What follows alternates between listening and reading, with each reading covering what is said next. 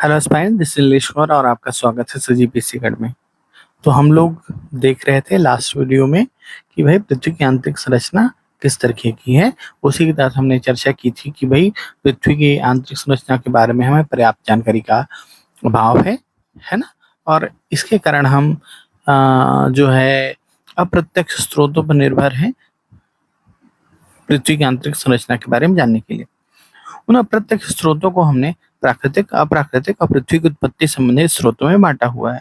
जहां पर हमने सबसे पहले प्राकृतिक स्रोतों पर चर्चा की थी और देखा था कि कैसे ताप आधारित जो स्रोत है कि भाई गहराई में जाने पर हम तापमान में वृद्धि पाते हैं, और लेकिन अत्यधिक गहराई में जाने पर ताप में जो वृद्धि की दर है उनमें अंतर पाया जाता है।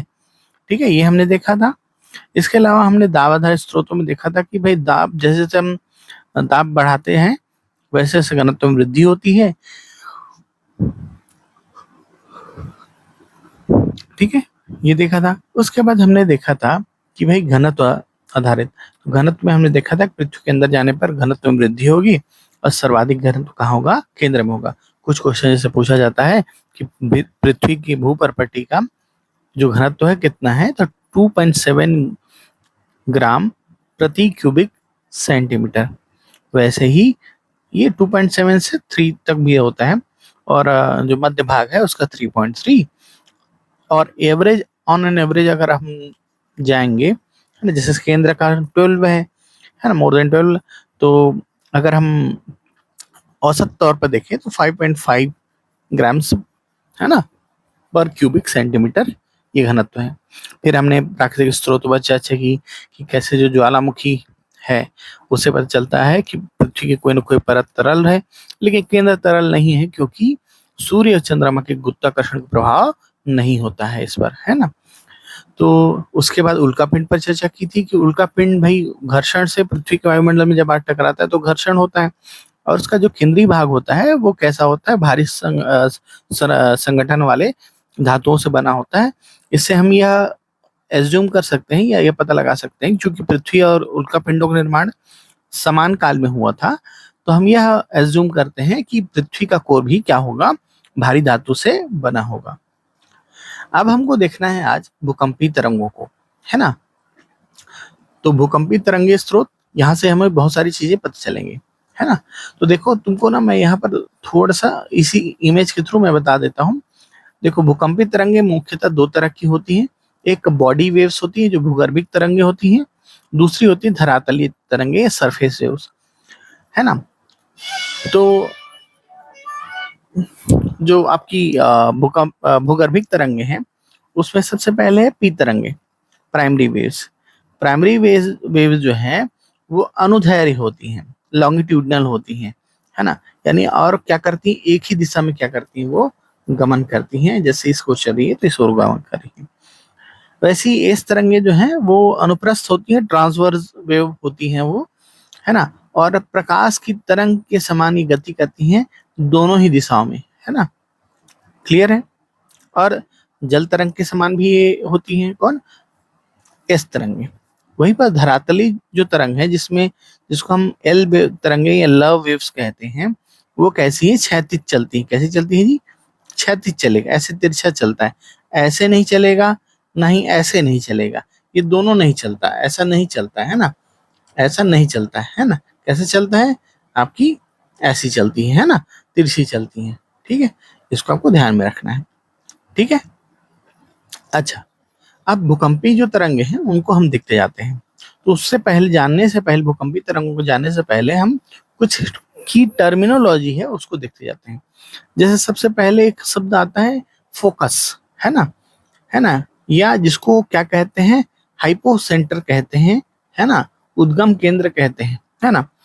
तो उद्गम केंद्र या फोकस क्या है? तो देखो, पृथ्वी के आंतरिक भाग में वह बिंदु जहां से भूकंप ऊर्जा सर्वप्रथम मुक्त होती है वो क्या कहलाता है?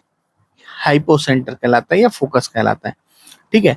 तो अब पृथ्वी के आंतरिक भाग में वह बिंदु जहां से क्या हो रही है, सबसे पहले ऊर्जा विमुक्त हो रही है, वो हाइपोसेंटर कहला रहा है या उद्गम केंद्र कहला रहा है। वहीं पर जो अधिकेंद्र है या जिसे एपिक सेंटर कहते हैं, एपी सेंटर कहते हैं, क्या कहते हैं, एपी सेंटर, ये भूपृष्ठ पर यानी पृथ्वी की भूपरपट्टी पर वह स्थान या वह निकटतम बिंदु है जो उद्गम केंद्र से ठीक लंबवत 90 डिग्री पर हो, है ना। यानी अगर हम ऐसे अगर हम देखें तो यहाँ पर अगर भूकंप की उत्पत्ति हो रही है तो यहाँ से 90 डिग्री, है ना, क्या है ये 90 डिग्री है ये, तो यहाँ पर जो होगा ये क्या होगा, एपी सेंटर होगा, क्या होगा, एपी सेंटर होगा। ठीक है, क्लियर है। तो पहली बार जहां पर वह भूपरपट्टी पर वह क्या बिंदु जहां पर पहली बार भूकंपी तरंगों को क्या किया जाता है, पहली बार सबसे पहले रिकॉर्ड किया जाता है, वो क्या कहलाता है, एपिक सेंटर कहलाता है। आपसे सीधे चीज यही पूछेगा कि भाई बताइए कि वह स्थान जहां पर भूकंपी तरंगों को पहली बार रिकॉर्ड किया जाता है क्या कहलाता है, एपिक सेंटर कहलाता है, एपी सेंटर कहलाता है। कहां पर, भूपृष्ठ पर, है ना। ठीक है, उसके बाद आगे बढ़ते हैं, भूकंपी तरंगों का वर्गीकरण हम देखते हैं। तो सबसे पहले हम बॉडी वेव्स को देखते हैं या भूगर्भिक तरंगों को देखते हैं। तो सबसे पहले हम बात करते हैं पी वेव्स की। पी वेव्स जिन्हें हम प्राइमरी वेव्स या प्राथमिक तरंगे भी कहते हैं, क्या कहते हैं, प्राथमिक तरंगे भी कहते हैं, क्या कहते हैं, प्राथमिक तरंगे।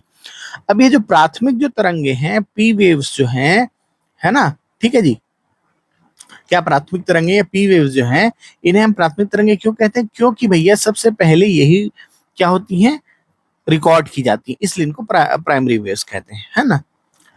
अब देखो ये कैसी है, इनकी प्रकृति क्या है, अनुदैर्घ्य है, लॉन्गिट्यूडनल है ना, ठीक है, ध्वनि के समान। ठीक, तीनों माध्यम में गमन कर सकती हैं, ठोस, द्रव और गैस में। सर्वाधिक गति कहां पर होगी, ठोस माध्यम होगी, है ना, ठीक है, क्लियर। अगर तुमसे यह प्रश्न पूछा जाए कि सर्वाधिक गति वाली भूकंपी तरंगे कौन सी हैं, तो भाई आपकी पी वेव्स जो है सबसे तेज गति करती है, इसीलिए तो सबसे पहले रिकॉर्ड होती है भूकंप आने पर। ठीक है, क्लियर है, यहां तक आपको चीजें समझ में आई, यहां तक आपको बात समझ में आया पी वेव्स के बारे में। ठीक है, तो क्वेश्चन अगर पूछ दिया कि भूकंप आने पर सबसे पहले सिस्मोग्राफ में कौन सा तरंग रिकॉर्ड होगा, तो भाई पी वेव्स होगा। फिर इसके बाद बात करेंगे हम द्वितीयक तरंगों की, या जिसको हम क्या कहते हैं, एस वेव्स भी कहते हैं, सेकेंडरी वेव्स भी कहते हैं, सीयर वेव्स भी कहते हैं हम इसको। अब देखो ये तरंगे जो है ना अनुप्रस्थ होती हैं, ट्रांसवर्स होती हैं, है ना, ठीक है, क्लियर है। इसके तरह प्रकाश तरंगों और जल तरंगों की तरह कौन आपकी द्वितीयक तरंगे कहाँ गमन करती हैं, तो केवल ठोस माध्यम में गमन करती हैं। क्वेश्चन ये बहुत इंपॉर्टेंट है, ये पूछा ही जाता है, बहुत इंपॉर्टेंट है ये आपका, है ना, कि भाई आपकी जो कौन सी तरंगे हैं जो केवल ठोस माध्यम में गमन करती हैं, तरल या गैस में लुप्त हो जाती है, तो भाई आपकी एस वेव्स हैं। ठीक है, अब देखो इनकी गति जो होती है पी के बाद होती है ना, ठीक है, क्लियर है। ये संचरण की दिशा में गति करते हैं लंबवत, है ना, 90 डिग्री पर, है ना, कोई बड़ी चीज नहीं है उसमें, उसको ध्यान नहीं रखना। अब तीसरी वेव जो है ना, वो धरातली तरंगों के अंतर्गत आती है, सरफेस वेव्स जिसे कहते हैं। तो सरफेस वेव्स या एल वेव्स इसे कहा जाता है। अब देखो इस ये एल वेव्स इसको क्यों कहते हैं, क्योंकि इसकी खोज जो की थी वो किसने की थी जी, आपकी AEH लव ने की थी, है ना, इसलिए इसको लव वेव्स भी कहते हैं। इसको रेले तरंगे भी कहते हैं, क्या कहते हैं, रेले, है ना, क्या कहते हैं, रेले वेव्स भी कहते हैं। इसकी गति जो है ना वो सबसे धीमी होती है, गति क्या होती है, सबसे धीमी होती है ना, लेकिन सबसे ज्यादा विध्वंसक या विनाशकारी अगर तरंगे आपको पूछे तो आपका उत्तर होगा एल वेव्स, है ना, सबसे विध्वंसकारी तरंगे होंगी एल वेव्स, क्योंकि ये धरातल पर गमन करती हैं। चूंकि ये धरातल पर गमन कर रही हैं, इनको धरातली तरंगे इसीलिए तो कहा जा रहा है, क्योंकि धरातल पर गमन कर रही है। तो ये जो है ये भले ही सिस्मोग्राफ में अंत में रिकॉर्ड होती है, लेकिन इनका जो एम्पलीट्यूड है ना, वो सर्वाधिक ऊंचा होता है ना, इसको आपको ध्यान रखना है। यहाँ पर मैंने एक छोटा सा चार्ट आपको यहाँ पर दे दिया है, जिससे आप यहाँ पर कंपेयर कर सकते हैं। ठीक है, क्लियर। तो विनाशकारी सबसे सर्वाधिक सर्वाधिक गति जो है वो पी तरंगों की होती है। वह तरंगे केवल जो धरातल पर गमन करती है एल वेव्स कहलाती हैं। एस तरंगे केवल ठोस भाग में गति करती हैं, है ना। सिस्मोग्राफ पर सबसे प्रथम पी तरंगे रिकॉर्ड होंगी। अनुदैर्ध्य यानी लॉन्गिट्यूडनल, है ना, कौन चलेगा? पी तरंगे चलेंगी, अनुप्रस्थ एस तरंगे चलेंगी। चलिए, अब आपसे ना कई बार भूकंप छाया क्षेत्र के बारे में पूछा जाता है, तो ज्यादा इस पे आपको जाना नहीं है। आप बस ये ध्यान रखो, इस तरंगों में खासकर पूछा जाता है, तो इस तरंगों के जो छाया क्षेत्र है वो 105 से 180 डिग्री 180 डिग्री के तक का जो क्षेत्र होता है वो है इस तरंगों का छाया क्षेत्र। छाया क्षेत्र क्या होता है? ये छाया क्षेत्र का मतलब ये है कि अगर कहीं पर भूकंप आया, उससे 105 डिग्री से 180 डिग्री तक इस तरंगे आपको रिकॉर्ड नहीं होंगी, यानी वहां पर आपको ये देखने को नहीं मिलेंगी। ठीक है, जबकि यही पी जो पी तरंगों के मामले में 105 से 145 डिग्री तक का है ना। ठीक है, तो इससे यह पता चलता है कि पृथ्वी का जो बाह्य जो कोर है ना, आउटर कोर है, वो कैसी अवस्था में है? तरल अवस्था में है। आउटर कोर कैसी है? तरल अवस्था में। ठीक है, अब देखो, भूकंप मापने के लिए हमने कुछ पैमाने यूज किए हैं, जैसे सिस्मोग्राफ। सिस्मोग्राफ क्या करता है? भूकंपी तरंगों की तीव्रता और समय को ग्राफिक में अंकन करता है। जबकि रिक्टर जो स्केल है ना, वो भूकंप की मुक्त ऊर्जा या परिमाण जो है, मैग्नीट्यूड, उसको दर्शाता है जी। और कैसे दर्शाता है? गणती और लघुगणकीय, यानी कैसा? गणती और लघुगणकीय पैमाने में दर्शाता है। 0 से 10 के पैमाने में दर्शाता है। कैसे? एक, है ना, रिक्टर स्केल कर कितना भूकंप आया? 7 का आया, 6 का आया, है ना, 9 तीव्रता का भूकंप आया, ऐसा सुनते हो ना, ये इसी रिक्टर पैमाने का है ना। और हर अंक जो है पहले अंक से 10 गुना अधिक क्या रहता है? एम्पलीट्यूड होता है, विध्वंसकारी होता है। ठीक है, समझ में आ रहा है बात? और 32 गुना अधिक ऊर्जा भी दर्शाता है। ठीक, इसको ध्यान रखना है आपको, ये क्वेश्चन पूछा भी गया है पहले भी। फिर उसके बाद मर्केली जो पैमाना है, वो भूकंप की तीव्रता अप्रत्यक्ष क्षति, यानी क्या आपकी इंटेंसिटी और डिस्ट्रक्शन, इसको दर्शाता है। मर्केली पैमाना जो है, मर्केली स्केल है। और गुणात्मक और आनुभविक पैमाना होता है ये, और रोमन में 1 से लेकर 12 तक के अंकों में से प्रदर्शित किया जाता है। ठीक है, कुछ सीजीएफएम में प्रीवियस ईयर क्वेश्चन जो पूछे गए हैं यहाँ पर मैंने दे दिए हैं, है ना। यहाँ पर आप देख लीजिएगा। भूकंप आने पर सबसे पहले वायुमंडल में कौन सी गैस की मात्रा असमान रूप से बढ़ती है जी? तो रेडॉन गैस की। या ऐसे ही पूछता है कि भूकंप आने पर, है ना, कैसे पता चल जाता है कि भूकंप आने वाला है? तो रेडॉन गैसों की मात्रा अगर बढ़ रही है तो इसका मतलब समझ लो भूकंप आने वाला है ना। क्लियर? इसके अलावा समान भूकंपी तीव्रता वाले स्थानों को मिलाने वाली रेखा को क्या कहते हैं? आइसोसिस्मल लाइन कहते हैं, है ना। यानी एक ही समय पर आने वाले भूकंप के स्थानों को मिलाने वाली रेखा को क्या कहते हैं? होमोसिस्मल लाइन कहते हैं। और क्या? समान तीव्रता, अगर समान तीव्रता वाले स्थानों को मिलाने वाली रेखा कहे तो आइसोसिस्मल।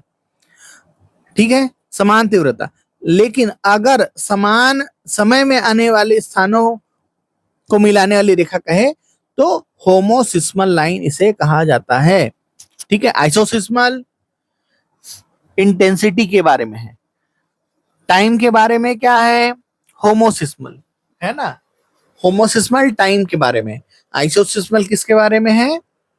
आपके इंटेंसिटी के बारे में है। ठीक है, भूकंपी तीव्रता के बारे में। चलिए आगे बढ़े। अब देखो, पृथ्वी की आंतरिक संरचना को हम देखते हैं और इसका वर्गीकरण करते हैं। तो देखो, पृथ्वी की आंतरिक संरचना को हमने ना 2 भागों में बांटा हुआ है, एडवर्ड स्वेस के अनुसार और IUGG के अनुसार, है ना। ठीक है, तो एडवर्ड स्वेस के अनुसार जो वर्गीकरण है वो रासायनिक संगठन आधारित है, केमिकल बेस्ड, कंपोजिशन बेस्ड है। तो एडवर्ड स्वेस के अनुसार जो पृथ्वी का जो क्रस्ट है ना, तो ऊपरी क्रस्ट को बोलते हैं महाद्वीपीय क्रस्ट। तो महाद्वीपीय क्रस्ट जो है ना, वो किससे बना है? सिलिका और एल्युमिनियम से बना है, इसलिए इसको क्या कहते हैं? सियाल कहते हैं। ठीक है, जबकि भूपर्पटी का जो जो आपका आंतरिक क्रस्ट है या निचली परत है, जिसे महासागरीय परत कहते हैं, वो बना है सीमा से, सिलिका और मैग्नीशियम से बना है। ठीक है, क्लियर है। वहीं पर यो जहां पर ऊपरी चट्टान ग्रेनाइट से बनी है, वहीं आंतरिक चट्टानें बेसाल्ट चट्टानों से बनी हुई है। यहाँ पर औसत घनत्व भी आपको दे दिया गया है। जबकि पृथ्वी का केंद्रीय भाग जो है ना, कोर जो है वो किससे बना है? निकिल और फेरस से, इसलिए इसको क्या बोलते हैं? नीफे कहते हैं। क्या कहते हैं? नीफे कहते हैं। ठीक है, क्लियर। वहीं पर आईयूजीजी के अनुसार, है ना, जो आपका पृथ्वी का जो आंतरिक संरचना का वर्गीकरण है, उसको हमने 3 भागों में बांटा है। भूपर्पटी, है ना, आईयूजीजी मैंने समझते हो, international union of geodesy and geophysics कहते हैं इसे। तो उसके अनुसार भूपर्पटी, मेंटल और कोर, इन 3 भागों में बांटा है। 30 किलोमीटर की गहराई तक, 30 से 35 किलोमीटर, है ना, कहीं जगह 35 होगा, कहीं जगह 30 होगा, पहाड़ों में 70 तक होता है। तो भूपर्पटी 30 किलोमीटर तक का क्षेत्र आता है। इसे हम ऊपरी क्रस्ट और निचला क्रस्ट में ही बांटते हैं। जबकि मेंटल जो है, इसको भी ऊपरी मेंटल और निचले मेंटल में बांटा जाता है। और कोर जो है वो, अब देखो इसको आपको ध्यान रखना है, 30 से 2900 किलोमीटर की गहराई तक मेंटल आता है। 2900 से 6371 किलोमीटर की गहराई तक क्या आ जाएगा जी? कोर आएगा। ठीक है, इसको भी 2 भाग में बांटते हैं, बाह्य कोर और आंतरिक कोर। तो बाह्य कोर जो है तरल अवस्था में है, जबकि आंतरिक कोर क्या है? जो आपका ठोस अवस्था में। ठीक है, चलो आगे देखते जाते हैं। तो देखिए, पी तरंगों और एस तरंगों की गति के आधार पर international union of geodesy and geophysics है, उसने पृथ्वी को 3 भागों में बांटा है। भूपर्पटी, है ना, आवरण जिसे मेंटल कहते हैं, है ना, हिंदी में आवरण, इंग्लिश में मेंटल कहते हैं, मैंने यहाँ पर मेंटल शब्द का ही प्रयोग किया है। और क्रोड अर्थात कोर। ठीक है, तो सबसे पहले हम बात करेंगे भूपर्पटी के बारे में। तो देखो, भूपर्पटी की जो सतह है वो औसतन 30 से 35 किलोमीटर तक क्या है जी? गहरी है। महाद्वीपों में 30 से 50 भी है। आपको ऑन एन एवरेज अगर पूछे तो आप उत्तर मारेंगे 30। ठीक है, क्लियर। अब देखो, महासागरों में ये कितनी मोटी है जी? 5 किलोमीटर, है ना। महाद्वीपीय जो परत है 30 से 50 किलोमीटर, और महासागरीय परत जो है 5 किलोमीटर तक। ठीक है, अब इसका विभाजन देखें तो ऊपरी का मैंने अभी भी बताया कि सिलिका और एल्युमिनियम से बना है, निचली परत सिलिका और मैग्नीशियम से बना है, ऊपरी परत ग्रेनाइट से बना है, निचली परत बेसाल्ट चट्टानों से बना है। ठीक है, क्लियर है। पृथ्वी के कुल आयतन में इसका हिस्सा केवल 1% है। ठीक है, भूपर्पटी का। वहीं पर आवरण की अगर बात करें या मेंटल की अगर हम बात करते हैं, तो भाई ये मोह असंबद्धता, असंबद्धता को और अलग से मैं डिस्कस करूंगा, लेकिन मैं बता देता हूं कि भूपर्पटी को मेंटल से अलग करती है मोह असंबद्धता। तो मोह असंबद्धता से लेकर 2900 किलोमीटर या 30 से 35 किलोमीटर से लेकर 2900 किलोमीटर की गहराई तक का जो क्षेत्र है वो मेंटल कहलाता है ना। यानी अगर पृथ्वी को आप केक की तरह चॉप करेंगे तो सबसे पहले आपको भूपर्पटी मिलेगा, उसके बाद मेंटल मिलेगा, उसके बाद कोर मिलेगा। ठीक है, क्लियर। अब देखो, इसी मेंटल में ना स्थिनोस्फीयर आता है। इसकी इसी के अंदर क्वेश्चन अगर पूछे कि दुर्बलता मंडल या स्थिनोस्फीयर, एक पतली परत है ना जो क्या कर रही है? तैर रही है, उसको कहते हैं दुर्बलता मंडल या स्थिनोस्फीयर। अब देखो, ऊपरी मेंटल जो है 100 से 4 किलोमीटर तक का भाग है। ठीक है, यह क्या है जी? प्लास्टिक की तरह अर्ध पिघली अवस्था में है। कौन? आपका यहाँ पर ऊपरी मेंटल, है ना। ज्वालामुखी उद्गार के समय मैग्मा जो आपको मिलता है, ज्वालामुखी उद्गार होगा ना, ठीक है, तो यहाँ से जो मैग्मा निकलता है ना, तो ये कहां से निकलेगा? इसी एस्थिनोस्फीयर से निकलेगा, इसी दुर्बलता मंडल से निकलेगा। ठीक है, क्लियर, ये ध्यान रखना। फिर उसके बाद उसका नीचे वाला जो हिस्सा है उसको बोलते हैं लिथोस्फीयर या स्थल मंडल, है ना। अच्छा, लिथोस्फीयर जो है स्थल मंडल, क्रस्ट और ऊपरी मंडल का ठोस भाग है ना, इसको ध्यान रखना है। पृथ्वी के कुल आयतन का 83%, है ना। ठीक है, समझ में आ रहा बात?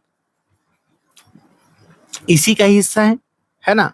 घनत्व तो आपको मैंने यहाँ पर बता दिया है, 3.4 ग्राम प्रति क्यूबिक सेंटीमीटर से 5.5 ग्राम प्रति क्यूबिक सेंटीमीटर तक इसका होता है। आपको जो मेन ध्यान रखना है ना, इसको ध्यान रखना है, कौन कहाँ पर बना हुआ है, विस्तार कितना है, यही पूछेगा। ये है ना, ठीक है, यही यही चीजें पूछी जाएंगी आपको। फिर उसके बाद अगर कोर की बात करें तो भैया 2900 किलोमीटर से लेकर पृथ्वी के केंद्र तक, यानी 6371 किलोमीटर तक इसका विस्तार पाया जाता है। रासायनिक संगठन मैंने पहले बता दी, नीफे कहते हैं इसको। बाह्य कोर जो है 2900 से 5150 किलोमीटर तक कौन सी अवस्था में है जी, तरल अवस्था में है, इसलिए इस तरंगे क्या हो जाती हैं, विलुप्त हो जाती हैं। पृथ्वी के चुंबकीय क्षेत्र का स्रोत जो है वो यही है ना, ये ध्यान रखना। आंतरिक जो कोर है वो 5150 से 6371 किलोमीटर तक का है। अत्यधिक दाब के कारण ये कैसा अवस्था में है जी, ठोस अवस्था में है। ठीक है, पृथ्वी के केंद्र का जो घनत्व है वो 13 टू 13.6 ग्राम प्रति क्यूबिक सेंटीमीटर है। पृथ्वी के कुल आयतन में 16% जो हिस्सा है वो किसका है जी, कोर का है ना, जबकि द्रव्यमान में 32%। ठीक है, तो अगर क्वेश्चन अगर पूछे पृथ्वी के आयतन का कुल हिस्सा किस में सर्वाधिक हिस्सा किसका होता है जी, तो आपका मेंटल का होता है। ठीक, फिर कोर का, उसके बाद भूपर्पटी का। अब देखो असंबद्धताओं के बारे में देखते हैं, है ना। तो असंबद्धता जो है ना, यहां पर देखते जाना,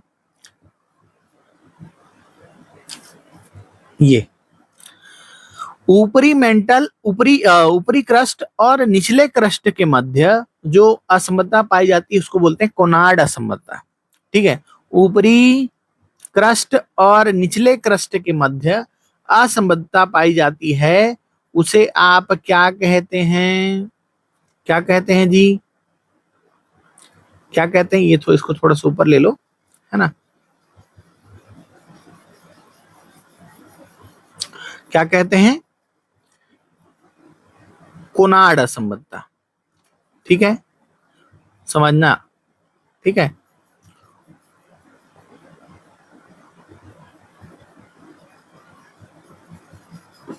ऊपरी क्रस्ट और निचले क्रस्ट के मध्य जो असंबद्धता पाई जाती है उसको क्या कहते हैं, कोनार्ड असंबद्धता कहा जाता है। क्या कहा जाता है, कोनार्ड असंबद्धता।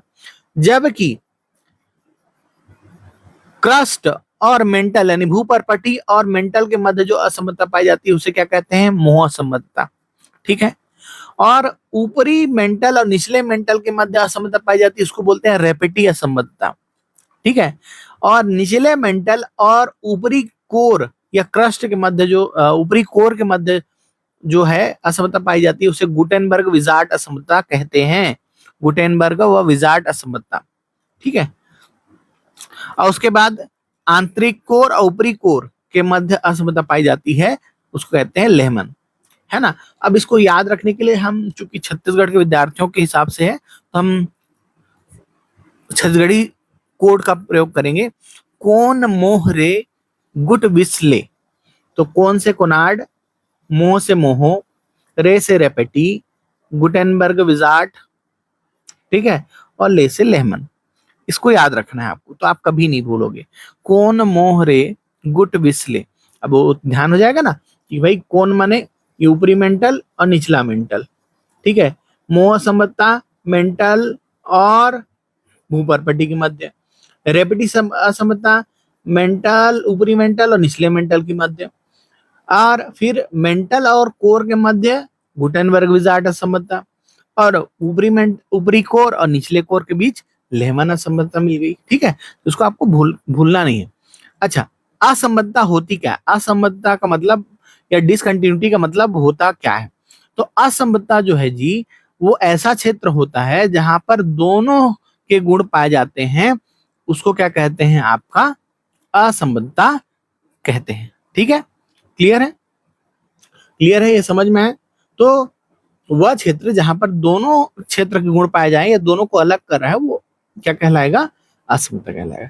कुछ देखो महत्वपूर्ण तथ्य है इसके अलावा, जैसे संपूर्ण पृथ्वी में अगर तुमको पूछा जाए सब सर्वाधिक मात्रा किस तत्व की है, तो याद रखना आपका आंसर होगा लोहा, संपूर्ण पृथ्वी की बात।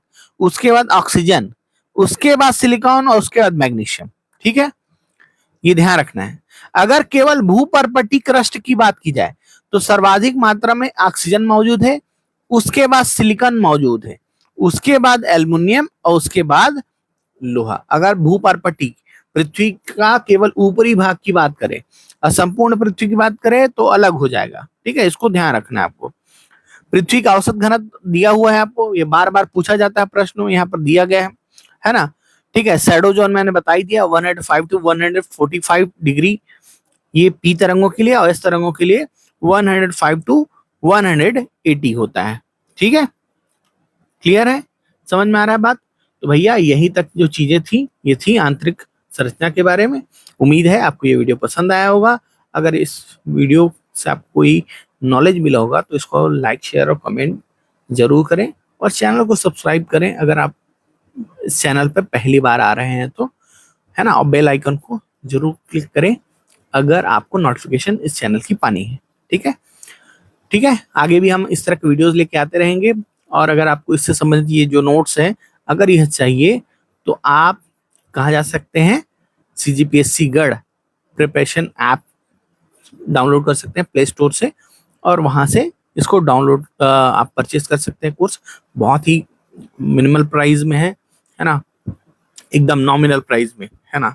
जैसे आप खान सर जो हैं वो प्रदान करते हैं उससे भी मिनिमल प्राइस में है ना। पूरा का पूरा जो कोर्स है वो बहुत मिनिमल प्राइस में है, तो आप जाके देख सकते हैं उसको। ठीक है, तो चलिए मिलते हैं अपन नेक्स्ट वीडियो के साथ।